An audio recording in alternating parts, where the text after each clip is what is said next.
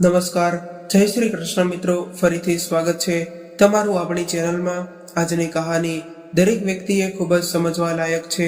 જે સંતાન પોતાના મા બાપ પાસેથી છળ કપટ કરીને રૂપિયા અને સંપત્તિ પડાવી લે છે અને પોતાના મા બાપને ઓળખવાનો પણ ઇનકાર કરી દે છે, તેવા સંતાનોની કેવી હાલત થાય છે તે દર્શાવતી આજની કહાની નાના મોટા દરેક વ્યક્તિએ અચૂકથી સાંભળવી જોઈએ।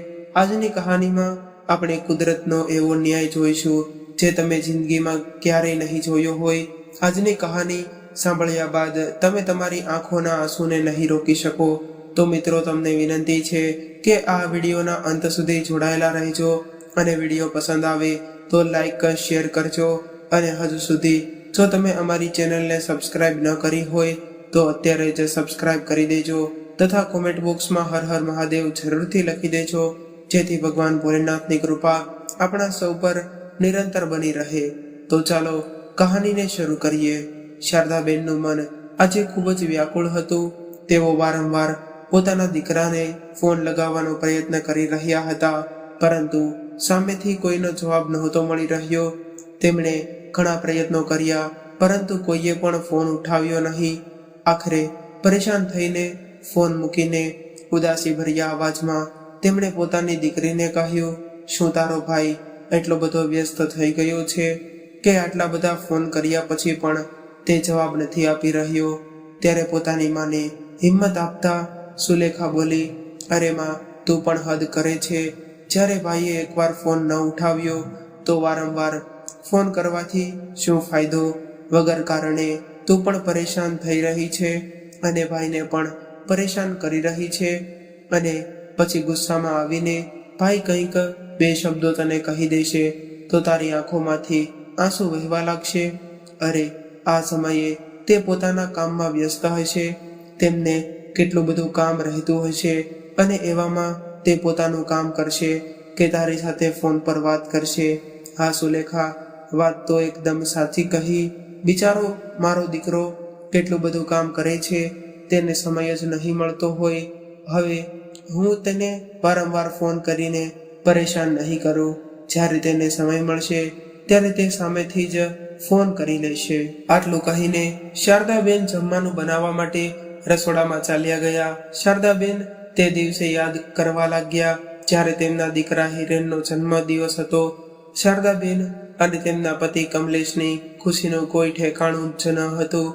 તેમની વર્ષો પુરાની ઈચ્છા પૂરી થઈ ગઈ અને લગ્નના 10 વર્ષ બાદ તેમને માતા પિતા બનવાનું સૌભાગ્ય પ્રાપ્ત થયું હતું। પરંતુ તે ખુશી પણ શોકમાં બદલાઈ ગઈ જ્યારે તેમને ખબર પડી કે તેમના દીકરાના બંને પગ સંપૂર્ણ રીતે વિકસિત નથી થયા। આ સાંભળી પતિ પત્ની બંનેના પગ નીચેથી જાણે જમીન સરકી ગઈ। ડોક્ટરને જણાવ્યું કે કદાચ ભવિષ્યમાં તેમનો દીકરો પોતાના પગથી ચાલી પણ નહીં શકે, પરંતુ સાથે સાથે તેમણે એ પણ કહ્યું કે જો તમારા બાળકને યોગ્ય સારવાર અને સારી દેખભાળ મળે તો કદાચ તેના પગમાં જીવ પાછો આવી શકે છે। ત્યારબાદ હિંમત કરીને શારદાબેને નિર્ણય લીધો કે તેઓ પોતાના દીકરાની સેવા કરવામાં દિવસ રાત એક કરી દેશે। આ કારણથી તેમણે પોતાની સરકારી નોકરી પણ છોડી દીધી અને સંપૂર્ણ લગનથી તેઓ પોતાના નાના દીકરા હિરેનની સંભાળ રાખવા લાગ્યા। બીજી બાજુ કમલેશભાઈ પણ ઓવરટાઈમ કરીને પોતાના દીકરાની સારવાર માટે પૈસા ભેગા કરવા માંડ્યા અને દેશની સૌથી મોટી હોસ્પિટલમાં લઈ જઈને તેમણે પોતાના દીકરાની સારવાર કરાવી। ભગવાનની કૃપા અને મા બાપની તપસ્યાના ફળના સ્વરૂપે એવું બન્યું કે તેમનો દીકરો 2-3 વર્ષમાં જ તંદુરસ્ત થઈ ગયો, જાણે માતા પિતાને દુનિયાની બધી જ ધન દોલત મળી ગઈ હોય। ત્યારબાદ તેમના ઘરે તેમની દીકરી સુલેખાનો જન્મ થયો। દરેક મા બાપની જેમ શારદાબેન અને કમલેશભાઈના પણ સપનાઓ હતા કે તેમના સંતાનો ખૂબ જ સારા રીતે અભ્યાસ કરે અને તેમનો દીકરો પગભર થાય। ભલે તેમના માટે તેમને મન મારીને ગુજરાન કેમ કરીને ચલાવવું પડે, આખરે દીકરો ગડપણમાં અમારો સહારો બનશે, આવો વિચાર કરીને તેમણે પોતાના દીકરાને સફળતાના શિખર પર પહોંચાડવા માટે કોઈક કસર બાકી નહોતી રાખી। એક દિવસે પોતાના દીકરાને સફળ બનાવવાનું તેમનું સપનું પણ પૂર્ણ થઈ ગયું પરંતુ થોડા સમય બાદ કમલેશભાઈએ હૃદય રોગના હુમલાને કારણે આ દુનિયામાંથી વિદાય લઈ લીધી. ભૂતકાળની યાદોમાં ખોવાયેલા શારદાબેને ભૂલી ગયા હતા કે તેમણે ગેસ પર દૂધ ગરમ કરવા મૂકેલું હતું. ત્યારે સુલેખા અંદર આવી અને બોલી, અરે માં, તું ક્યાં ખોવાઈ ગઈ છે?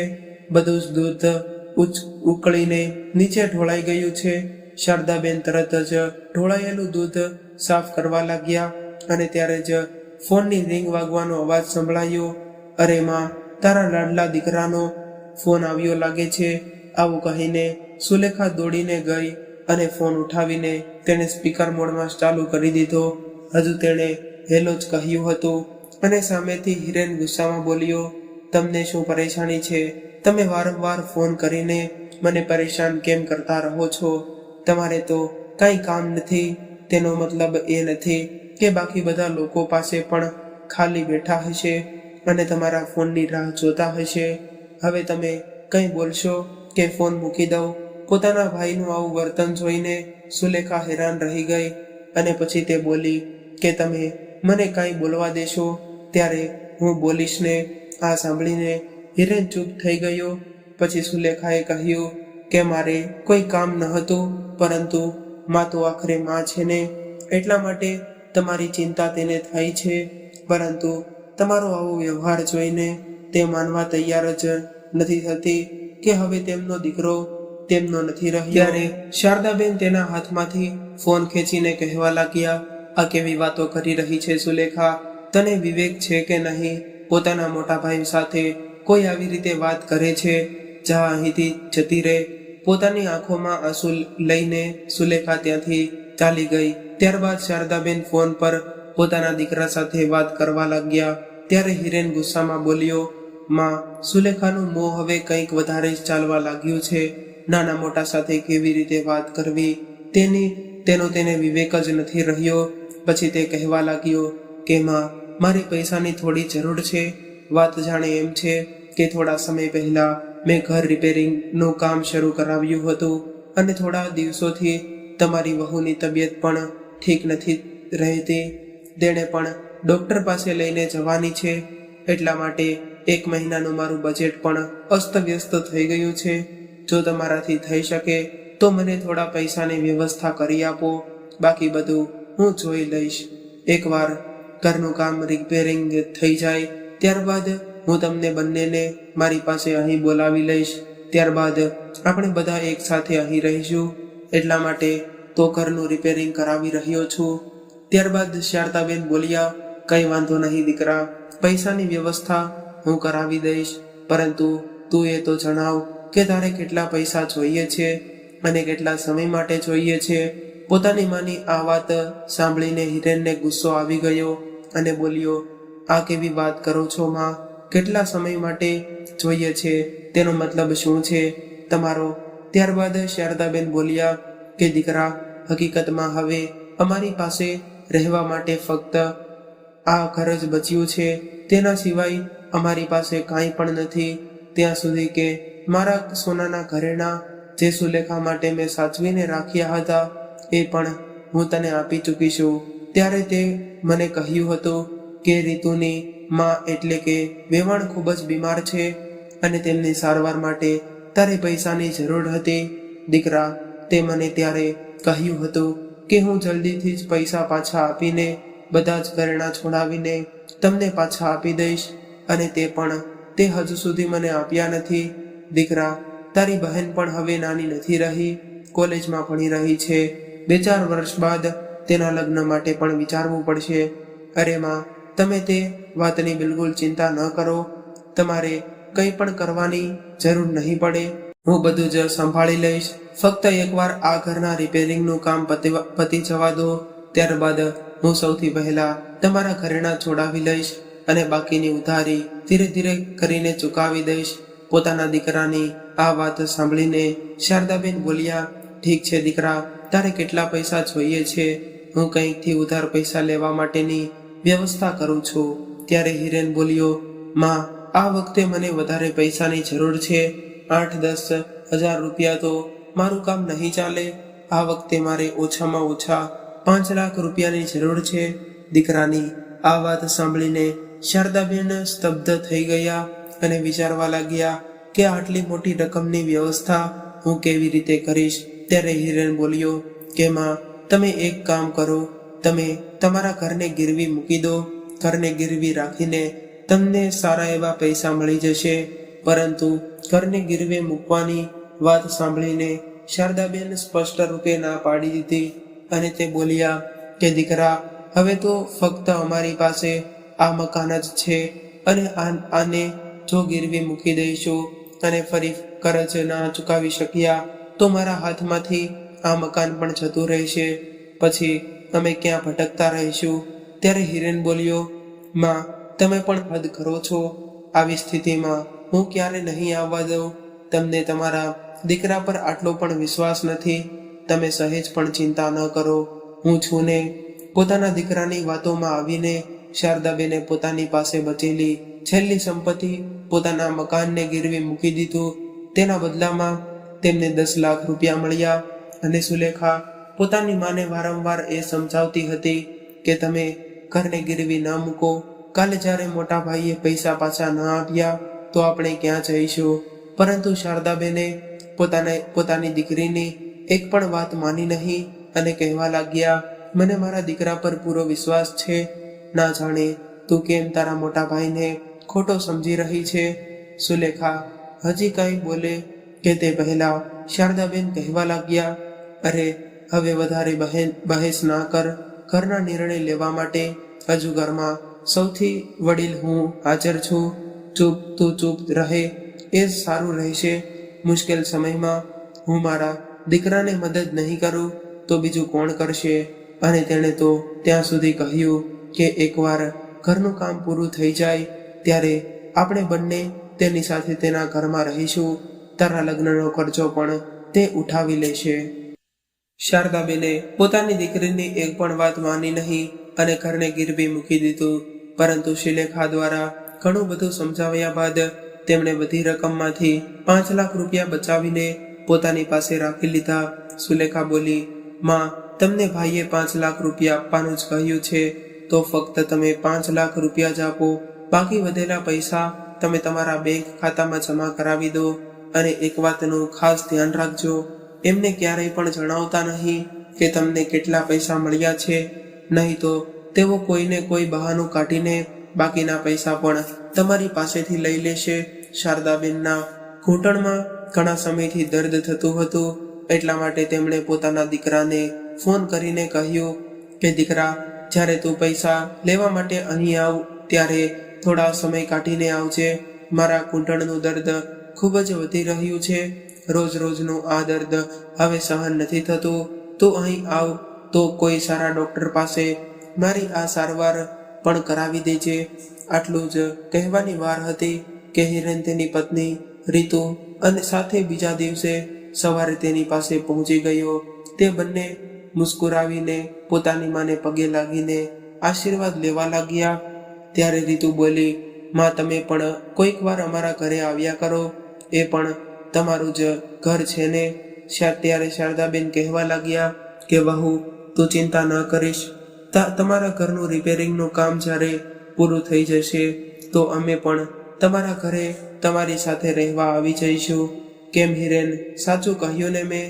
આટલી વાત સાંભળીને રીતુના ચહેરાની મુસ્કુરાહટ જાણે ગાયબ થઈ ગઈ અને હિરેનની તરફ તે જોવા લાગી. ત્યારે હિરેન ચહેરા પર જૂઠું હાસ્ય લાવીને બોલ્યો, માએ આપણા ઘરના રિપેરિંગના કામ માટે બધી જ રકમની વ્યવસ્થા કરી દીધી છે અને હવે જલ્દીથી ઘરનું રિપેરિંગ થઈ જશે. ત્યારબાદ તેઓ આપણી સાથે રહેશે. હિરેનનો આ ઈશારો સમજીને રીતુ પોતાના ચહેરા પર મુસ્કુરાહટ લાવીને બોલી, અરે હા, તે ઘર તો તમારું જ છે ને. અને જ્યાં સુધી ઘરમાં કોઈ વડીલ ન હોય ત્યાં સુધી તે ઘર કહેવાનું નથી. રીતુ જલ્દીથી રસોડામાં જઈને ચા નાસ્તો બનાવવામાં સુલેખાની મદદ કરવા લાગી અને બધું જ ટ્રેમાં મૂકીને લઈ આવી. ત્યારે હિરેન પોતાની માને કહેવા લાગ્યો કે માં, પેલા પૈસા તમે મને આપી દો. હું બેંક તરફ જઈ રહ્યો છું ત્યારે થોડું કામ મારે છે અને તમે મને પૈસા આપી દો તો હું મારા ખાતામાં જમા કરાવી દઉં, જેનાથી તમારી ચિંતા પણ દૂર થઈ જશે, કેમ કે ગામડું હોય કે શહેર, બધી જગ્યાએ ચોરી થવાનો ખૂબ જ ડર રહેતો હોય છે. સુલેખાએ પૈસા ભરેલી બેગમાંથી પોતાની માને આપી દીધી અને તેમાંથી શારદાબેને 5 લાખ રૂપિયા કાઢીને પોતાના દીકરાના હાથમાં આપી દીધા. પૈસા જોઈને તે બંને એટલા બધા ખુશ થઈ ગયા કે જાણે તેમને સ્વર્ગ મળી ગયું હોય. પછી હિરેન બોલ્યો, પરંતુ માં, ઘરની ગીરવે મૂકીને ઓછામાં ઓછા 8 થી 10 લાખ રૂપિયા તો તમને મળ્યા જશે ને, બાકીના પૈસા ક્યાં છે? ત્યારે શારદાબેન અને તેમની દીકરી સુલેખા એકબીજાનો ચહેરો જોવા લાગ્યા. ત્યારબાદ શારદાબેન બોલ્યા, આ દીકરા 10 લાખ રૂપિયા મળ્યા હતા, પરંતુ સુલેખાના લગ્ન માટે થોડા પૈસા બચાવીને રાખવાના હતા, એટલા માટે તે બધા પૈસામાંથી 5 લાખ રૂપિયા હું તારી બહેનના લગ્ન માટે બેંકમાં જમા કરાવી દઈશ. 1-2 વર્ષમાં કોઈ સારો છોકરો જોઈને તેના લગ્ન પણ કરાવવાના છે ને. તું તો તારા પરિવાર સાથે સુખેથી જીવન જીવી રહ્યો છે.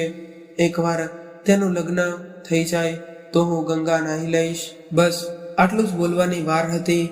હિરેન તરત જ ગુસ્સામાં બોલ્યો, માં, તમે તો મને એક જ ક્ષણમાં પારકો કરી દીધો. શું તમને મારા પર વિશ્વાસ ન હતો?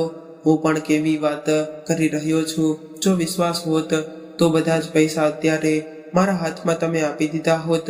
ઠીક છે, કઈ વાંધો નહીં. જ્યારે વિશ્વાસ જ નથી તો આ બધી વાતો કરવાનો શું ફાયદો? ત્યારે શારદાબેન બોલ્યા, અરે દીકરા, તું કેવી વાતો કરી રહ્યો છે? મને તારા ઉપર સંપૂર્ણ વિશ્વાસ છે.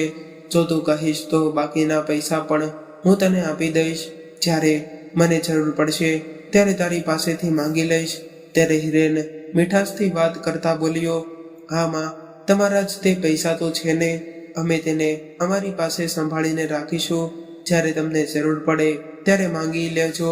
આવું કહીને હિરેને પોતાની મા પાસેથી 10 લાખ રૂપિયા લઈ લીધા અને બેંકમાં જમા કરાવવા માટે નીકળી ગયો. રીતુ પણ તેની સાથે ચાલી ગઈ. ત્યારબાદ સુલેખાએ પોતાની માને કહ્યું કે માં, મેં તમને પહેલા જ કહ્યું હતું કે ભલે ગમે તે થઈ જાય પણ આ બાકીના વધેલા પૈસા તમે મોટા ભાઈને આપતા નહીં, પરંતુ તે છતાં પણ તમે માન્યા જ નહીં. ત્યારે શારદાબેન બોલ્યા, તો શું થયું? એ તારો ભાઈ છે ને, પૈસા આપણી પાસે પડ્યા રહે, તેની પાસે શું ફરક પડશે? આવું કહીને શારદાબેન પોતાની રૂમમાં ચાલ્યા ગયા. બીજા દિવસે સવારે જ્યારે શારદાબેન ઊંઘમાંથી જાગ્યા ત્યારે તેમનો દીકરો અને વહુ પોતાની બેગ લઈને તેમની પાસે આવ્યા અને કહ્યું, માં, અમે હવે જઈએ છીએ.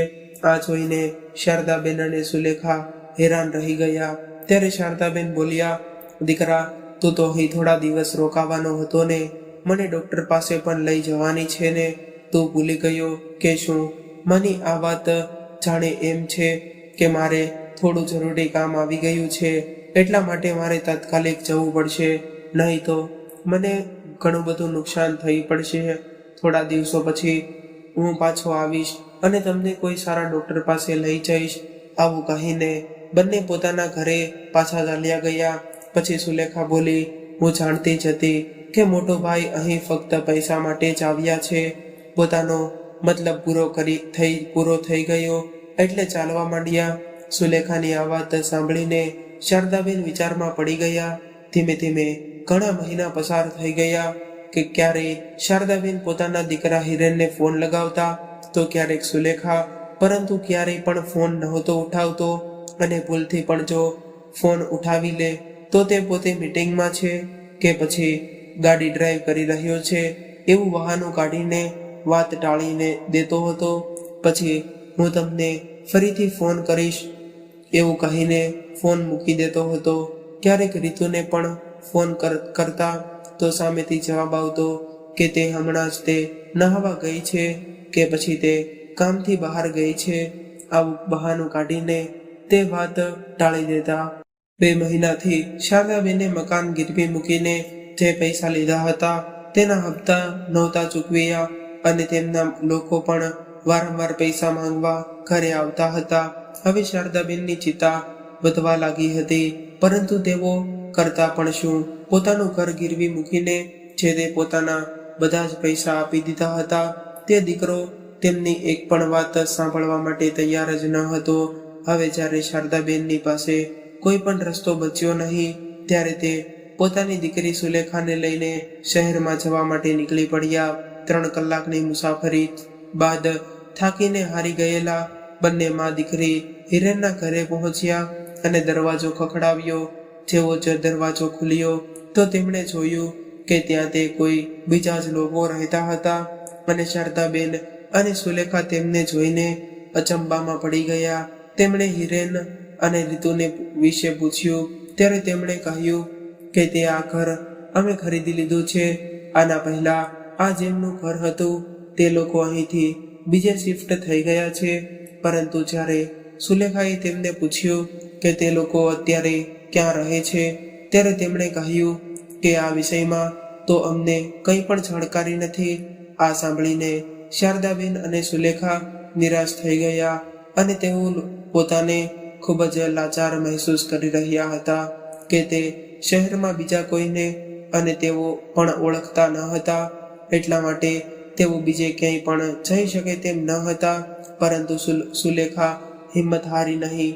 તેણે ફરીથી તેના ભાઈને ફોન લગાવ્યો પરંતુ હજુ પણ હિરેને ફોન ઉઠાવ્યો જ નહીં અને સુલેખા આસપાસના લોકોને પૂછવા લાગી પરંતુ કોઈએ કંઈ પણ ખબર નહોતી કે થાકીને અને હારીને તે લોકો હજુ પાછા જઈ જ રહ્યા હતા કે એટલામાં એક કુરિયર વાળો ત્યાં આવ્યો જે હિરેનના નામનું પાર્સલ લઈને આવ્યો હતો.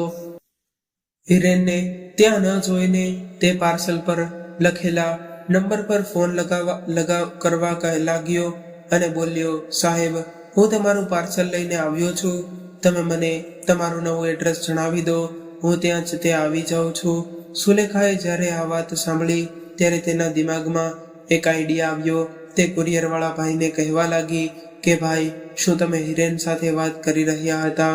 ત્યારે કુરિયરવાળાએ તેમની સામે જોયું અને કહ્યું, હા, હું તેમની સાથે જ વાત કરી રહ્યો હતો. પરંતુ તમે આ બધું કેમ પૂછી રહ્યા છો? ભાઈ, હકીકતમાં તેઓ મારા ભાઈ છે. આજે તેમનો જન્મદિવસ છે અને અમે તેમને સરપ્રાઈઝ આપવા માંગતા હતા. એટલા માટે તેમને જણાવ્યા વગર જ અમે અહીં આવી ગયા અને અહીં આવીને અમને ખબર પડી કે તેઓ તો બીજી જગ્યાએ શિફ્ટ થઈ ગયા છે. જો તમે અમને તેમનું નવું એડ્રેસ જણાવી દેશો તો તમારી ખૂબ જ મહેરબાની થશે. તેમની વાત સાંભળીને કુરિયરવાળાએ એક કાગળ પર તેમને હિરેનની બિલ્ડિંગનું એડ્રેસ લખીને આપી દીધું. થોડી વારમાં શારદાબેન અને સુલેખા રિક્ષામાં બેસીને તે બિલ્ડિંગની સામે પહોંચી ગયા કે જ્યાં હિરેને પોતાનો ફ્લેટ ખરીદ્યો હતો. હિરેનનો ફ્લેટ ખૂબ જ મોટી સોસાયટીમાં હતો જ્યાં ઊંચી ઘણા બધા માળની ઇમારતો બનેલી હતી. શારદાબેન આટલી ઊંચી ઇમારતો પહેલી જ વાર જોઈ હતી. તેઓ પોતાની દીકરીને કહેવા લાગ્યા કે હે ભગવાન, જો તો સુલેખા આ ઇમારતો કેવી આકાશને સ્પર્શી રહી છે. જેવા જ તે બંને અંદર જવા લાગ્યા ત્યારે સિક્યુરિટી ગાર્ડે તેમને સોસાયટીની અંદર જવાથી રોક્યા અને કુરિયરવાળાએ તો ગાર્ડને પાર્સલ પકડાવી દીધું અને નામ જણાવીને જતો રહ્યો. પરંતુ તે માં અને દીકરી સોસાયટીની બહાર ઊભા હિરેનની રાહ જોવા લાગ્યા. કેટલીક વાર તો ગાર્ડને નામ જણાવીને કહ્યું કે મારા ભાઈને તમે ખબર પડી તો તેમની માં અને બહેન ગામડેથી આવ્યા છે. પરંતુ ગાર્ડને તેમની વાતો પર વિશ્વાસ નહોતો આવી રહ્યો અને શારદાબેને જૂની સાડી પહેરેલી હતી અને સુલેખાએ સાધારણ સલવાર સૂટ પહેર્યો હતો. શારદાબેન વારંવાર તે ઊંચી ઇમારતો તરફ જોઈ રહ્યા હતા. ત્યારબાદ સુલેખાએ ગાર્ડને હાથ જોડીને પ્રાર્થના કરી કે તેમનો વિશ્વાસ કરે અને તેમના ભાઈ હિરેનને તેમના આવવાની સૂચના આપે કે પછી તેમને અંદર જવા દે. પરંતુ ત્યારબાદ ગાર્ડે કહ્યું કે તમારા લોકોને કોઈ પણ કામ જ નથી. આટલી મોટી ઇમારતો જોઈને કામ માંગવા માટે આવી જાઓ છો. પરંતુ આ સોસાયટીમાં કામવાળી એમ જ નથી રાખવામાં આવતી અને આ સોસાયટીના ઘરોમાં જે લોકો કામ કરે છે તેમનું સૌથી પહેલા પોલીસ વેરિફિકેશન કરવામાં આવે છે. ત્યારબાદ તેમને કામ પર રાખવામાં આવે છે. ત્યારે શારદાબેન બોલ્યા કે તમે આ કેવી વાતો કરી રહ્યા છો? શું હું અને મારી દીકરી તમને કામવાળી દેખાઈ રહ્યા છીએ? અમે કોઈના ઘરે કામ કરવાવાળા નોકર નથી. મારો દીકરો આ બિલ્ડિંગમાં રહે છે, એટલા માટે જ અમે તેને મળવા માટે આવ્યા છીએ. આ વાત સાંભળીને ગાર્ડ હસવા લાગ્યો અને બોલ્યો કે તમારી હાલત જોઈને તો નથી લાગતું કે તમારો દીકરો આટલી મોટી બિલ્ડિંગમાં રહેતો હોય.